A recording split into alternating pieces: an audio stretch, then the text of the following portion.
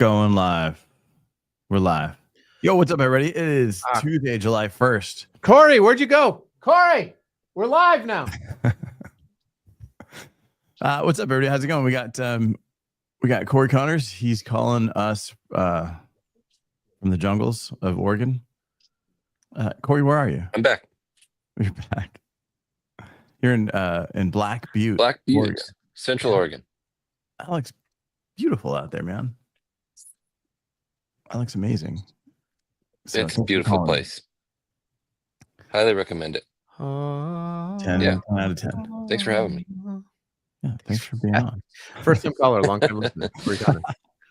No, cool, man. So today we're covering a bunch of stuff. We're covering just plastic. happy to be here.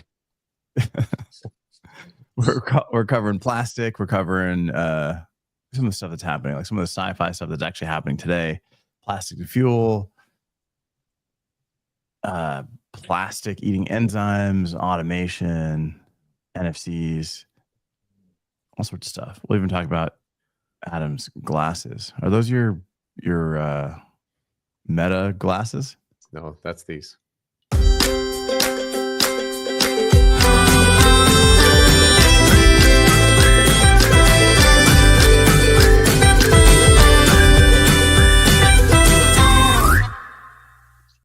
Are you sure? Look how meta this is, though. I'm recording right now, live. Okay.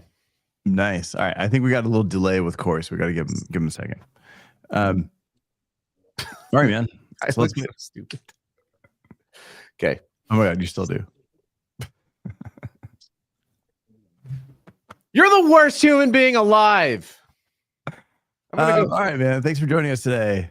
Adam, what's up, dude? How's it going? Oh, it's going great. It's going great. I saw the sunrise this morning over the mountains of lovely Utah. It's not quite Central Oregon, I suppose.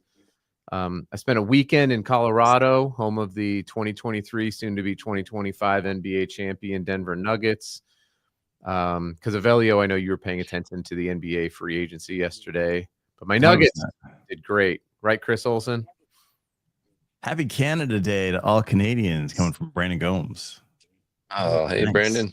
That's not a real. What's holiday, Canada? right? Isn't it always Canada in Canada? Isn't it every day? What's It's Boxing Day? Every day is Canada Day. Yeah. That's right. And what's up, Brian, coming from Chicago? Let us know where you're coming in from, and if you celebrate your day today. I'm actually gonna quit. I'm gonna leave for the rest of the day because it's Canada Day. Let's do it. Right. Let's do it. Rex Manning Day. That's a pretty deep cut from a movie. Do you guys remember? No, Yes, I do. Empire Records. it's Poutine Day. Poutine Day. Tim Hortons and Poutine Day. Uh-oh. Let's do it. Okay, All right, man. So let's talk about robots. no, all right. So there's a guy out there. I'm not sure if you've met him before, or if you've talked to him or heard him or anything, seen him online. You've probably seen him online. It's Julian Brown. Julian Brown, young guy doing some pretty cool stuff. Taking risks.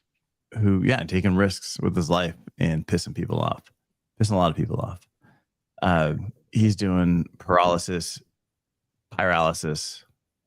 in his yard, Don't worry. which is crazy. So he's built this machine. He puts in plastic waste, like Of course it is. Tide bottles, like water bottles, like all sorts of stuff. And then Paralysis. Pyrolysis. You guys didn't expect that I would just have an eye patch in my pocket, did you? Well, you look good with it. You look good. Oh, that's good. That's a good look for you. you should try too. Just see what happens, or don't see I what was happens. already on the pirate ship, so I would. Let's talk And he's about pyrolysis, mateys. He's recently recovered from an accident, if I recall. Yeah. He had Oh, so what he's done is he's built. Dude, the guy is crazy, like in an amazing way. Yeah. Hashtag Nugget Nation. See, That's right, Chris Olsen. people love a Chick-fil-A. That's right. Some people don't, though. So he's built this microwave pyrolysis machine, which basically he took apart a bunch of microwaves, wrapped them all around this giant tube, which looks like a giant. Used to look like a giant water heater. He'd fill it with plastic. He'd Amazing. pop up the plastic, throw it in there, and after a few hours, he would have a couple gallons of what he was claiming was a clean diesel. Did it all have to be the same plastic type? No, that's the cool part. Now, I don't want to be the actually, but what he's doing is actually Nerd alert. already happening quite a bit in like actual labs, not just viral content. But hey, listen, the guy's making some. He's showing people what's possible with plastic. But I mean, I had a guy on that was from Rice University making graphene he's making graphene and clean burning hydrogen using pyrolysis of mixed plastics. So amazing. Even like the Consortium for Waste Circularity, they're doing the same thing. So there's a lot of movement around pyrolysis with mixed results, I think. But again, like, don't let perfection become the enemy of progress, right? That's right. You can't keep, what do they say? I think a lie with a good story is what? Go ahead. A lie with a good story. Then I'll quote Darkwing Duck. No, a lie with a good story is sometimes more believable than the truth without a story. So I mean, he's telling an amazing story. I was going to go with Darkwing Duck. Let's get dangerous. Remember that show? I don't. When there's trouble, you call DW. Darkwing Duck. That's not real. You guys don't remember this show? No, that's fake. Fake news. Oh my gosh. Terrible. It's like you don't remember the movie Snatch. I don't, but I remember Darkwing Duck and Empire Records. I like Dags. Yeah, I like Dags. All right, but with like pyrolysis, I think the thing there is like the amount of energy it takes to actually convert plastic back into fuel, and then the waste that it gives off. Obviously, creating it in the lab is so much different than doing it in your yard. And because he was doing it in his yard, and there's a ton of pressure there, his last machine exploded while he was wearing flip-flops and shorts, and it just 3rd-degree burns on his legs. It was pretty bad, and of course he recorded it all. He was in the hospital for a while, right? Yeah, he was in the hospital for a few weeks. He was on my show. I had him on the Packaging and Box show. We kind of broke down all the stuff. He gave us a tour on some of like his equipment, and man, the people that are doing this in the labs get so angry at him. They get so mad because they're like, he's doing it wrong. He didn't invent this process. He's like, I never said I invented it. He's like, I'm just doing it. And people get so angry. Like his comments are full of OSHA laws or not. But he's doing it by himself. There's no OSHA laws when you got a hobby. I need my friend Phil Clark to connect with him. Phil is like the environmental safety hydrogen guy, and we need to have them connect up for sure. If you want to talk to him, it's going to cost you though. Julian charges for everything. Smart. So I don't know, but definitely go check it out. Go check out Nature Jab. Go check out some of this stuff. Go check out the episode with Julian Brown. Do a search, see what he's doing. But I guess the question is plastic to fuel like really in our future? Yes. I hope so. Well, we use it at waste to energy plants already. The problem is that you use it. It's basically like a second use recycling if you think about it. So like, if it converts to jet fuel, it's like, so it started off as fossil fuel and then it turns into plastic. And then from plastic, it turns into jet fuel, which then gets burned off into the atmosphere. I don't know if that's positive or negative. I legitimately don't know, like, is jet fuel going into the environment good or bad? I suspect it's not good. But that's where like the hydrogen thing was interesting because hydrogen burns clean. There's a lot of people working on hydrogen, fuel cell cars and things like that. And then the graphene was interesting because concrete production is such a massive part of CO2 emissions. Mhm. And so if you can take plastics and turn it into those things, it was like, wow, that seems pretty powerful. And the graphene costs less from the plastic than it does to manufacture on its own. So there was some economics behind it. So I think That's that cool.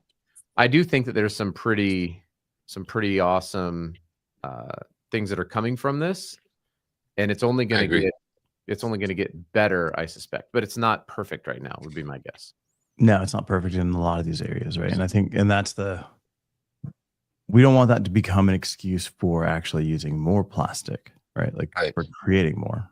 Like, oh, there's solutions. I mean, There's- it could. What it could. Sure. Oh, of course, it could become the argument for doing more plastic, but it's not. It's not perfect yet. So we're just creating more plastic that's going into landfills. That's just waiting Yeah. But I'm around for saying a future solution. if There's this plenty of plastic in there already.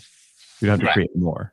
But if there are ways to do this that are much more environmentally friendly to make, because plastic as a material is it's not morally good or bad. It's just a material that does some It's really evil. positive things. It has no soul. It has a lot of positive things that it does in packaging. Obviously, we've Mhm. detailed those at length. And so if you can have that, and then the end of life is also positive, meaning Right. we're creating building materials that we're not having to do the other thing, then it's like, yeah, then create more plastic, because we're creating the plastic. It's cheap. It's helping, feed people around the Mhm. world. If you look at global starvation rates since when plastic first was invented, it's gone way down.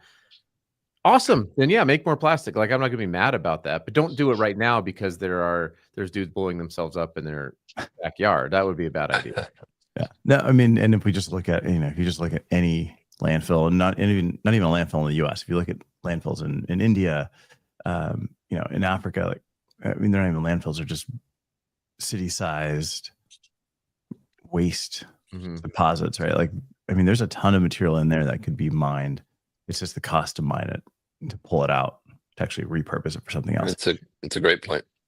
Yeah. But if we think of plastic as a pit stop on the way to fuel, I mean, that would be great if that option actually existed. Yeah. Have you read the book Waste Wars yet? I bought it. It's really Actually, good. I have not. When I was reading my book, they were talking about how the plastic creates more fuel for the fire to run their factories, and it's sought after there. And I thought that was really fascinating over near Gaza. And I think that's, it's also causing a lot of pollution, and they're not catching that in a way that, maybe it would be more regulated in the US or in different countries. So yes, it's used, yes, it produces fuel, but it also creates pollution. Yeah, I mean, definitely plastic on fire is never. When are we going to talk about the robots? Well, Yeah. let's get to robots, right? So, all right, so it's just some sci-fi stuff happening in packaging. We've got plastic turning into fuel, kind of like a Mr. Fusion in Back to the Future, which Adam is not familiar with. I mean, I remember the flux capacitor and the DeLorean. Way before whatever. his time. He's That's so right. young. I mean, it's like So, look at 47 me. and a half. Look at me, guys. I'm basically 25. Jeez. You look great. Old child. Thank you. Yeah. So robots and packaging. That's the huge thing here. There's, we picture like actual humanoid robots. That'll happen at some point, but right now it's automation. So talk to us about automation, Adam. Okay, great. Thanks, Avelio. All right. Next. There's a ton. I mean, just go to a show, right? Go to a Pack Expo, go to any one of these shows. You see automation everywhere. Machine learning, AI, generative AI. These are not just, things for ChatGPT and image creation. You're seeing it across the board in manufacturing. And especially with 2020 and COVID, I think a lot of manufacturing companies began to look towards robotics as a way to help overcome some shortages in the labor market. We do actually do more I think we're the second largest exporter of manufactured goods in the U.S. At least we were coming into this year. So that's happening in large part because of our investment into automation. So what are the benefits of automation? So it depends on the industry, right? So the one that I think about is like, well, I'm saying even within packaging, in particular, it depends on the industry. So like where I am in Salt Lake City, we've got this company PackSize, and they've obviously invested a ton into automation, so that you can actually put in your box, like this is my box size, and it will make that size, or it will automatically see and size out the items that are coming down the conveyor, and then make the box, and then put the box around it down the line. So you don't have to buy stock boxes or whatever it is with void fill. You can just make a box on demand. And PackSize isn't the only one doing that, obviously. I think WestRock has their own program. I think Corey, you mentioned that Ranpak might have one as well. There's other companies doing this, but it's happening with automation, and so that's reducing waste. It's reducing cost. It's reducing obviously lead time. It's reducing warehousing space. You can do a lot with this, and that's all happening because of automation and the robots. So reducing shipping fees, incredible. Yeah, carbon footprint. It's improving productivity, right? Yeah, yes, productivity. All of the other things we just mentioned. Streamlining operations. You weren't even listening to me, Avelio. You were just off in your own world. No. Like I'm just, productivity cost reduces. There's a benefit there. Like there's a benefit to automation. Downside is obviously replacing workers. I don't think that replaces workers, though. You don't think pushing a button and making boxes and printing boxes all on demand without human interaction replaces anybody? Well, there's still human interaction. What the process is. So think about it. Like you have to you can go down the stream, right? So they're making fan fold corrugated now in a corrugated plant with people. They're making a lot more of that than they maybe of RSCs. There's people who have to put together and assemble the equipment, who have to box up the equipment, who have to maintain the equipment. Right. They have to load in the the inkjet inks. They have to, it's just shifting the types of jobs that may be there. But we do have a labor shortage in the US. It's not, our birth rate is not keeping up with where we need to be. Okay, if we're keep growing our economy. So yes, it's still. I don't buy the birth rate argument, but what do you mean you don't buy it? That's just Matt is asking. Hang on, Matt's asking. Do you want to shift from your core business to be a corrugated manufacturer, though? This is not for everybody, obviously, and not everybody is getting. These machines are millions and millions of dollars. I'm assuming, right? But there are plenty of big, complicated e-commerce sites where you don't want to be going and picking the right box, and it's just makes a lot more sense. The box just, in this case, it literally nobody puts anything in a box, and it's the right size. Nobody, not a single human employee put something in a box. Right, so they can go do other things. Right, so they can go be unemployed somewhere else. But they're not, though, be unemployed somewhere else is what you're saying, Adam. They could be.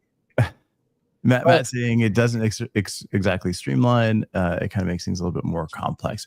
But I think it. So just so I understand, if you're I can hear myself echoing here. If you're a Sharpie, right, with this amazing metal pen that I love, and people order however many of these, your core business still remains Sharpie. Best pen of all time. Best pen of all time. Right? You're just, it's just a matter of like what happens on the distribution line, your fulfillment, right? Like that's what changes. Your core business doesn't change, and you're not necessarily changing anything else on the operation side. It's just how you pack out and how you ship out. You're not stocking corrugated boxes. You're stocking corrugated fan fold corrugated. Yeah. And then you're only using the absolute minimum amount of that every single time. And you get to print it digitally or laser jet. I don't know which version they use, custom on every single box, which is incredible. It's really no different than what happens in fashion with like flexible films in terms of like shipped out poly balers, right? They're heat sealed on both ends. They're not even like folded and glued. It's just an enormously long tube of poly on a roll. There's a conveyor that runs your garments down the line. It puts it in, heat seals it, prints directly on the plastic, like the address information. So you got variable data happening there, and then it just. That's a good point. So it's really that just for corrugate. Yeah, and they do it with paper as well. You said corrugate. Ryan Fox. Thankfully, he's on vacation and not listening. It's because I'm from the South.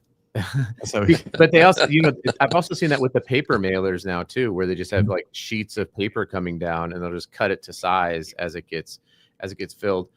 I'm actually pretty passionate about this whole thing where it's like we should not advance technology because we're afraid what it might do to jobs, when we've literally been doing that in the world forever. It's like, we don't. What does Jerry Seinfeld say? Like, we're not farming with forks anymore. Like, we have equipment, and that has happened. Right.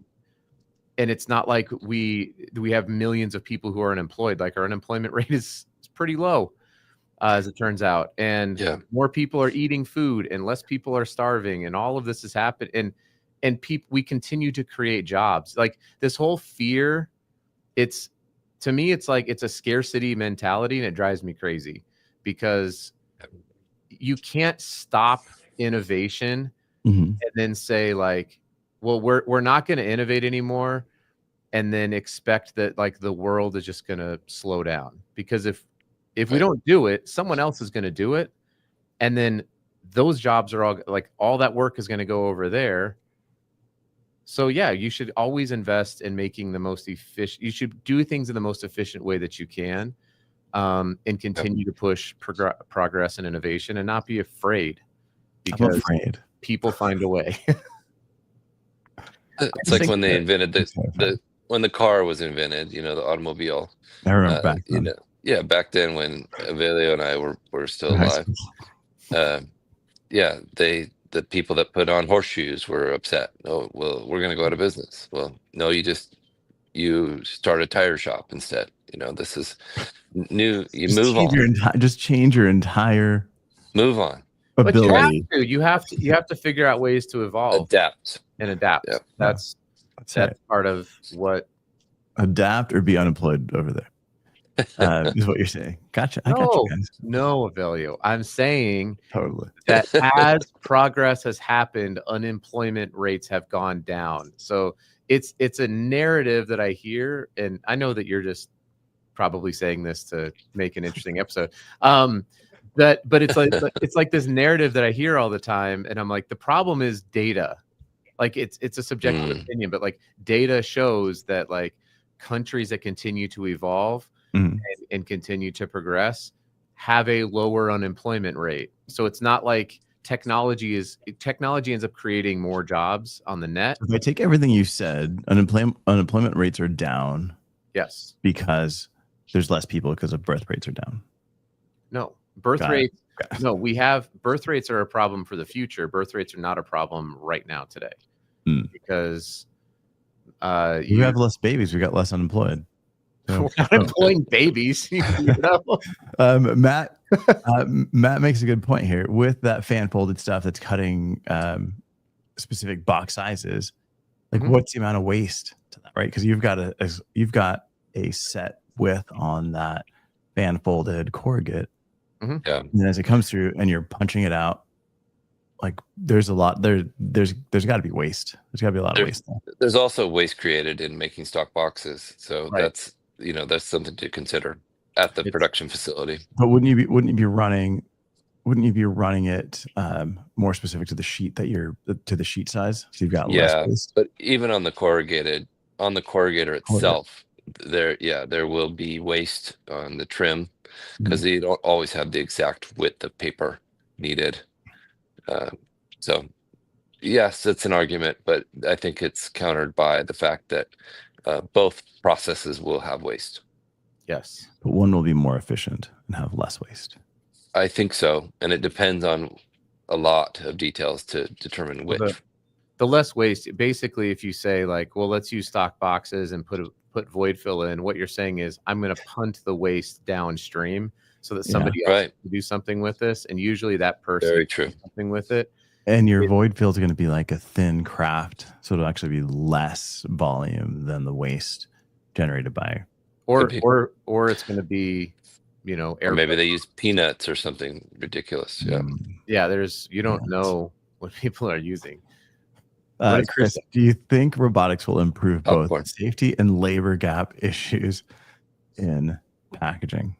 Yes, I think the Nuggets will win the 2025 NBA championship after they traded for Cam Johnson and signed Bruce Brown to a vet minimum contract.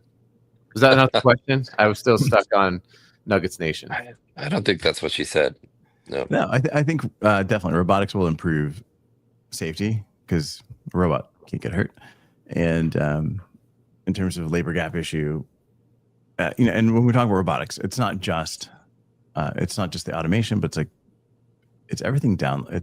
It's everything. It's all the processes from mixing inks to loading machines to packing to shrink wrap, to shrink wrapping, palletizing, like all of that stuff can happen. And there's definitely safety concerns in all of those areas. And now it's just a matter of the equipment just running on its own, which is definitely amazing. And definitely a little bit safer. Matt Burns getting a little hot under the collar here. But you don't have to deal with it at your plant, Corey. But I think that was the point we were making, though, right? Like, there's always going to be waste. It's just you're saying, oh, I'm going to pay for the waste that's built into the cost of my stock box that I buy, or I'm gonna create extra waste by having more box and more void fill than needed, and I'm gonna punt the waste collection downstream to the consumer who now has to do something with it. That's right. Sorry. Looking at Hugh's comments, like we got to fix Corey's hoodie. Your drawstrings are lopsided. Corey. No, it's no, Corey. No. Oh my gosh, it's driving you nuts. This is kind of cool though. From Thank you, Hugh. Profi pack that it turns the waste and the trim into the void fill. That's kind of cool. That's neat. I haven't heard of that. Yeah, it kind of just takes the trash and puts it in the box so you don't have to see it. I really appreciate Hugh let me know about my fashion issue because I would hate to do that. People watch the show for our drawstring from away. I hate drawstrings. Last thing here, we kind of covered a few things. Was just NFCs in packaging. That's a whole topic on itself. We don't have a lot of time here, but my thought was as I'm seeing some like this actual hardware NFC, not just printed pieces, being put into packaging. My question then goes to when we talk about like air tags in plastic to trace like where the recyclables go. And then people go, well, of course it's going to be diverted because the air tags are plastic, are a contaminant within this packaging, so it's not going to go to recycling. When we're looking at some of these NFC chips that are not paper, that are not plastic, is this then going to make that argument? Is it going to follow the argument and go and be diverted, or is this then going to be recycled and show that the stuff we're seeing with the air tags is actually real? I don't know. I have an answer. Do you want me to share it, or are you just going to cut me off like you do? NFCs are like pictures of gorillas, right? That's what we're talking about. No. Yeah. This is my shirt. NFCs are dangerous. So there is some pretty cool advancements in printable metallic inks like silver and copper. And I suspect there is a pretty near-term future where we can print RFID and print NFC antennas, and then marry those up to the actual chip. the chips are so small, they're not going to do anything in recycling. It's the metal and the antenna that can cause some problems. Though I think it's yet to be determined how big of an issue it would be, because they're not very big. These RFID tags aren't, and especially the NFC tags are even smaller. That's meant to be for your, near field communication. Yeah. So I don't think it's going to be super impactful. And as a matter of fact, RFID could be really beneficial in recycling if they had RFID readers for sorting. So you could look at it that way. Yeah, I mean, there's definitely opportunities there. I just wanted to see where's that going. I think Digimarc might replace that. I don't think so. Maybe. I mean, Digimarc's been around for like 10 years, and the nice part about RFIDs, you don't need. Thank you, Matt. I appreciate you, Matt. You don't need line of sight. Like Digimarc needs a line of sight to read it. RFID just passes through, and this is exactly where this thing is, right? So you can send a whole pallet of stuff through, and it will tell you exactly what's in it and where it needs. Non-fungible token. Non-fungible corrugate. Thanks, Nadeem. Yeah, this podcast, this episode, this show is really just the three of us and the community just talking about what's happening in packaging, throw out some topics, and then we'd love to hear from you. So we'd love to hear what you're about you and what you're working on. But yeah, I think NFTs are interesting for sure. We'd love to kind of see where, I think we stay away from NFTs. They're dangerous. Yeah, I think we need a full episode on NFC tags. And if you've got samples, Adam, because I know you kind of dig into some of this stuff, it'd be great to show and kind of share like how people are using it, and maybe we can get some ideas on how we can do it and use it in the future. All right, guys, we're wrapping this up. Sun is setting behind Corey. It's too bright.